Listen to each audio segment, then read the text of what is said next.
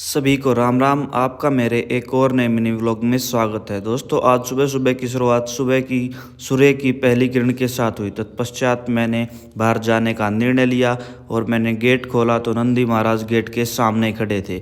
फिर मैंने नंदी महाराज को सुबह सुबह से प्रणाम किया। फिर एक बार दुकान की तरफ जाने का रुख किया, क्योंकि मेरी गली के पशु चिकित्सक मेरा वेट कर रहे थे दुकान के बाहर। उनको सुबह सुबह कुछ दवाइयाँ चाहिए थी।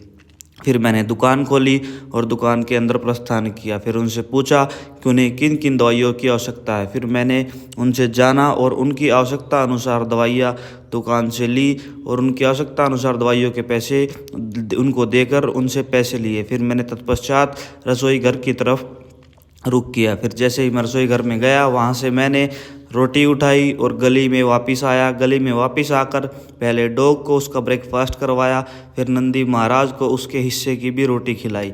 दोनों को उनके हिस्से की रोटी खिलाने के बाद तब तक मैं दुकान पर वापस आया तो दूसरा कस्टमर मेरा इंतज़ार कर रहा था। फिर मैं दुकान पर वापस आने के बाद मैंने कस्टमर से पूछा उनको क्या क्या दवाइयाँ चाहिए। फिर मैंने कस्टमर से उनके हिस्से की दवाई पूछी, दुकान से उठाई। फिर आगे काउंटर पर दवाइयाँ लेके आया। फिर दवाइयों को अच्छे से एक्सपायरी चेक की। फिर कस्टमर को उनका रेट बताया और उन्होंने डिजिटल माध्यम से मेरी पेमेंट QR कोड में डाल दी। फिर मैंने उसके बाद दुकान की साफ़ सफाई करने का निर्णय लिया। सबसे पहले मैंने दुकान के काउंटर को साफ़ किया। उसके बाद मैंने झाड़ू के माध्यम से दुकान के अंदर से अच्छे से सारी रेत मिट्टी को अच्छे से साफ़ किया। फिर तत्पश्चात कार्य पूर्ण होने के बाद मैंने नहाने का निर्णय लिया और मैंने तौलिया उठाया और मैं नहाने के लिए चल पड़ा। थोड़ी ही देर बाद मैं नहाकर वापस आ चुका था। तब तक मेरी बेटी भी उठ चुकी थी और उसने फिर सुबह सुबह मेरे पास आकर अपनी प्यारी सी स्माइल मुझे दी और मुझे एक मेरा अच्छा दिन शुरू करने का लक्ष्य दिया। फिर मैं दुकान पर आया, मैंने जोत बत्ती की और फिर अंदर आकर तुलसी माता में भी धूप लगाई। तब तक मेरी मौसी जी यानी मेरी बड़ी मम्मी की बहन आ चुकी थी। फिर मैंने उनको प्रणाम किया। फिर दुकान पर वापस आया। फिर न्यूज़पेपर के साथ अपने सुबह का ब्रेकफास्ट पपीते के रूप में किया। तब तक एक आंटी जी का दुकान पर आगमन हो चुका था। फिर मैंने आंटी जी से पूछा आंटी जी को कौन सी दवाई चाहिए। फिर मैंने उनकी प्रिस्क्रिप्शन में देखा जो उनके पास प्रिस्क्रिप्शन थी। फिर उसके बाद प्रिस्क्रिप्शन में देखने के बाद मैंने दुकान से वो दवाई ली और आंटी जी को दी। आंटी ने वो दवाई ली और फिर उस दवाई के मेरे को पैसे दिए और दवाई लेकर चले गए। तत्पश्चात मितुल जी का दुकान पर आगमन हुआ। तब तक पुत्री भी अपनी सुबह की फीड यानी दूध पीकर फिर से दुकान के ऊपर आ चुकी थी। फिर पिता पुत्री ने कुछ हसीन लम्हे व्यतीत किए। पिता पुत्री ने अपने जीवन में बड़े अच्छे से आनंद लिया कुछ लम्हों का और फिर हम अच्छे से खेल कूद रहे थे।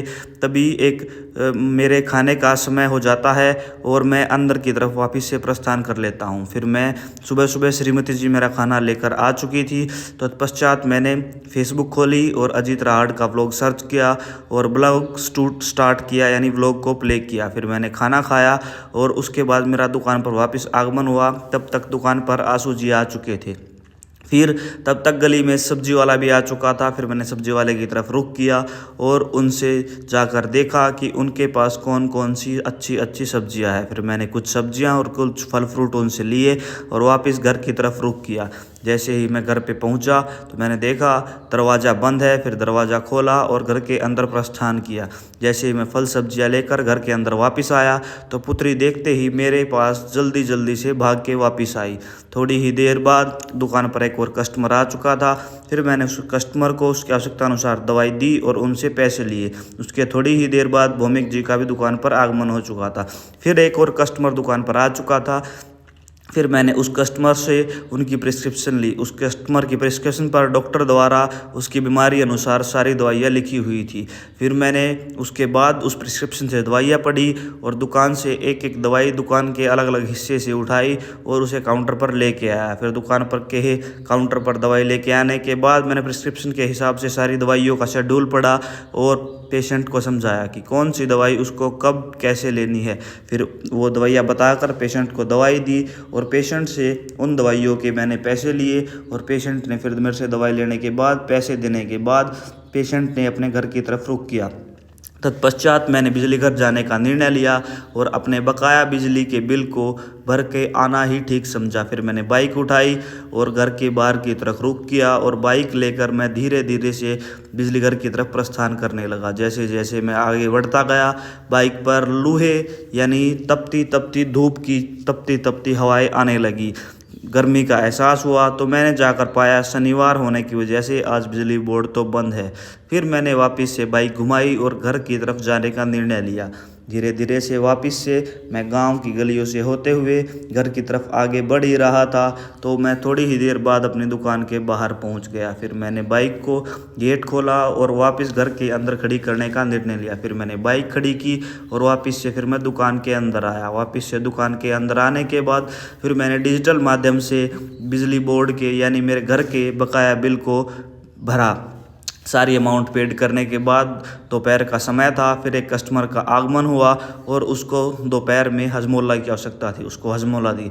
तब तक समय 3:37 का हो चुका था। श्रीमती जी दोपहर के ब्रेकफास्ट यानी दोपहर के खाने में मेरे लिए मैंगो शेक लेके आ चुकी थी। फिर मैंने मैंगो शेक का सेवन किया। तब तक यश जी का दुकान पर आगमन हो चुका था।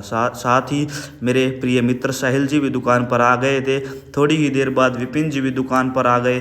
फिर हमने सभी दोस्तों ने बैठकर कुछ अच्छे पलों का एंजॉय किया और आज सुख दुख की बातें की। दोस्तों, अगर आपको मेरा व्लॉग अच्छा लगे द फार्मासिस्ट पेज को फॉलो करें तथा मेरे यूट्यूब चैनल को सब्सक्राइब करें, ब्लॉग को लाइक करें, अच्छे से शेयर करें और ऐसे ऐसे अच्छे अच्छे व्लॉग देखने के लिए मेरे साथ जुड़े रहें। आप सभी का मेरे इस पूरे व्लॉग को देखने के लिए तहे दिल से धन्यवाद। आपसे आशा है आप आगे भी मेरा ऐसे ही साथ बनाए रखेंगे। बोलो धन्यवाद।